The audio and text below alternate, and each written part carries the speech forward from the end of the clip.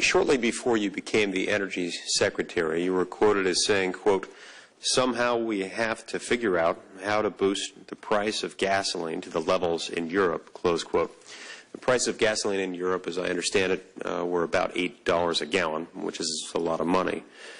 Last week in your testimony over in the House of Representatives, it's my understanding that you indicated that high gas prices are helpful in some ways in spurring research on alternative energy.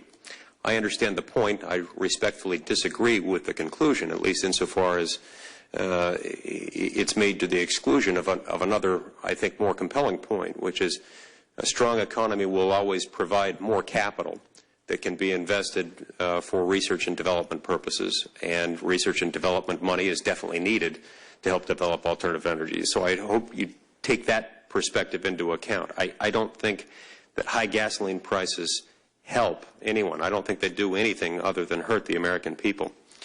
Look, I don't know how much driving you personally do yourself, and so you may not personally be feeling the gouge at the pump, but I assure you that hundreds of millions of hardworking Americans do feel this.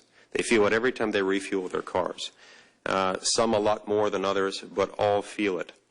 And while hardworking Americans continue to suffer because of the prices they pay at the pump and the corresponding prices that they have to pay at the grocery store and everywhere else, because all of these costs end up getting passed downstream, I hope the administration will take that into account in its energy policy and pursue an energy policy that acknowledges the fact that whether we like it or not, we as a people, we as human beings living in this country today, continue to be dependent on liquid fuels.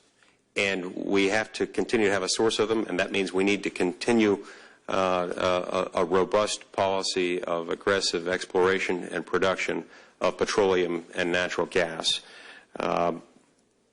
Instead, I've seen a focus on this administration that has placed most of its emphasis in this area on some failed policies, including a lot of subsidies of alternative energy projects. And on that note, the recent GAO audit of the loan guarantee program found that, quote, DOE did not always follow its own process for reviewing applications and documenting its analysis and decisions, potentially increasing the taxpayer's exposure to financial risk from an applicant's default, close quote.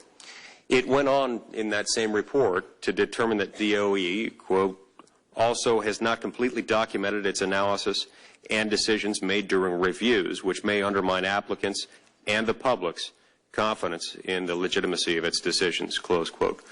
Are these accurate? Are these statements accurate in your opinion?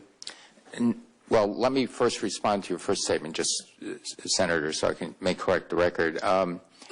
Since I walked in the door as Secretary of Energy, I've been doing everything on powers to do what we can to reduce these, as we see these gas prices spike, to reduce those prices. And the administration, the President, and I personally, yes, we do acknowledge and feel the pain of not only American consumers but American businesses when they see these prices increase. And what we can do, all the tools available we are using, but in the Department of Energy's tool chest, the most important thing we are doing is to offload the dependency on oil, using natural gas for transportation, electrification, biofuels, all of those things.